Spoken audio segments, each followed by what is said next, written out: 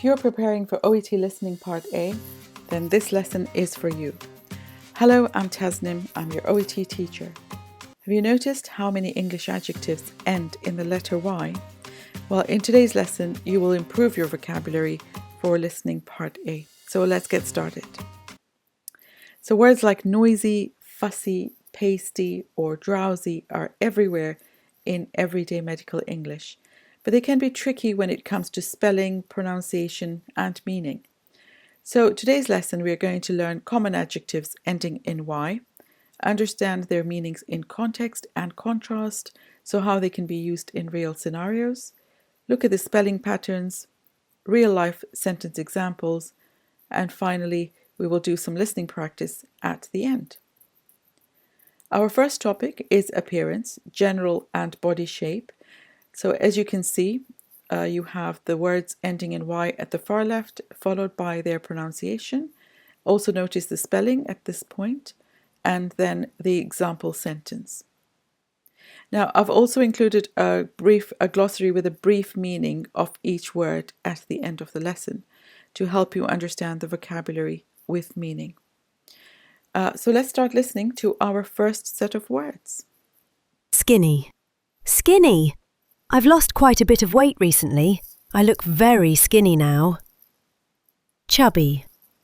Chubby. My daughter is slightly chubby, but otherwise she's active and well. Healthy. Healthy. I would say I have a healthy diet. Pasty. Pasty. My child looks a bit pasty and tired. Sweaty. Sweaty.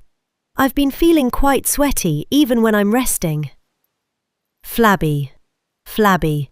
I've noticed my arms feel a bit flabby since I stopped exercising. Wobbly. Wobbly. I feel a bit wobbly when I try to stand up after sitting for a long time. Okay, and that's the end of the first topic. We are now going to look at how these words can be used in contrast. So contrast language is extremely common in OET Listening Part A. This is because patients often compare their current symptoms with what is normal for them. So let's look at some examples of this vocabulary that we have just looked at for the topic of appearance. Let's listen. Example 1. I have recently lost weight, but may not look quite skinny as opposed to my usual chubby self. I mean, I was always on the healthy side. Example 2. The patient was pasty in appearance and wobbly on their feet. Example 3. The patient appeared sweaty after the examination and was noted to have a flabby abdomen, suggesting recent weight gain and reduced physical activity.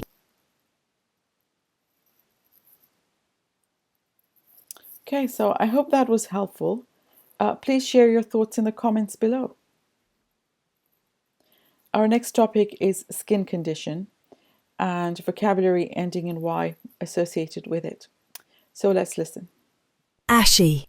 Ashy. My skin has been looking quite ashy, especially around my elbows.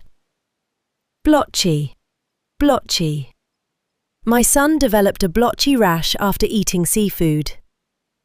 Patchy. Patchy. I've noticed some patchy areas on my skin over the past few weeks. Flaky. Flaky. The skin on my scalp has become really flaky and itchy. Scabby. Scabby. The wound looks quite scabby and it is a little sore. Spotty. Spotty. My teenager daughter's skin has become very spotty recently. Puffy. Puffy. My face has become really puffy over the last few days. Okay, and that's the end. Let's now look at these words in contrast. And just a short reminder, don't forget to look at the glossary, which is at the end of the lesson, if you need help understanding some of the meanings of these words. So here's the contrast language for skin condition. Let's start by listening to the examples. Example 1. The patient's skin was ashy and blotchy, but earlier it had been a healthy, even tone. Example 2. After recovering from chickenpox, her skin was slightly scabby and flaky, with areas of dryness. Example 3. The rash left his skin patchy and spotty with areas of redness, and his face appeared mildly puffy, suggesting inflammation. Okay, once again, the glossary is at the end of the lesson for any words unfamiliar to you. And lastly, we will look at hair condition, and here's the vocabulary, so let's listen. Fuzzy. Fuzzy. My hair has grown back a bit fuzzy after chemotherapy. Stringy. Stringy. My hair's gone quite stringy lately and seems thinner than usual. Silky. Silky. My daughter's hair is normally soft and silky, but it feels dry now. Curly. Curly. She has naturally curly hair, so it's hard to tell if anything's changed. Wavy. Wavy. My hair is usually wavy, but since it's been falling out, it's lost the shape. Greasy. Greasy. My scalp feels itchy and my hair gets greasy by the end of the day. Frizzy. Frizzy. My hair has become really frizzy since I started the new medication. Okay, and now on to the contrast language. So here it is with the examples of hair condition. Let's listen. Example 1. Well, my hair is usually quite silky, but over the last month it's become really frizzy and stringy. It also gets quite greasy by the end of the day. Example 2. Her hair used to be curly, but since the hair loss, it has become wavy and fuzzy. Okay, so do review the vocabulary again if you need to. We're now going to move on and do some practice. So here we are, we have some listening part A practice. It's a short extract. Please listen and complete while you are listening. You must write your answers down, as we will check the answers. Not only that, but also the spelling. Here we go. Let's start listening. Good afternoon, Doctor. I'm handing over Mr. Simmons from bed 7. Please go ahead. On admission, his skin appeared pasty after waiting in the emergency department for several hours. Any mobility concerns? Yes, he reported dizziness, and his legs were quite wobbly when he tried to walk. We also noticed his scalp was dry and flaky, with visible skin shedding.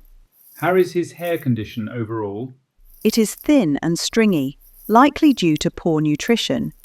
He was also noticeably sweaty during the examination, especially around the forehead. Anything else to note? The skin around his nose and mouth appears dry and patchy after topical treatment.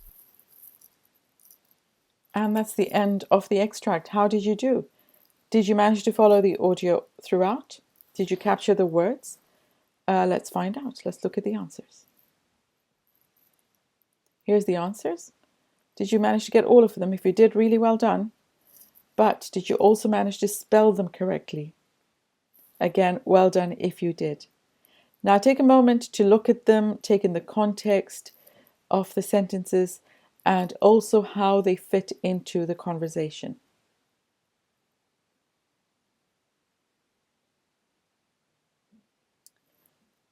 Again, so I hope this has been helpful for you. Make sure to like, subscribe and follow for more. Leave your comments below if you want me to cover anything specific. Make sure to look at the glossary. And that's all for today. So do join me again for more OET preparation. I will leave you with the glossary of the words we have looked at today. See you soon.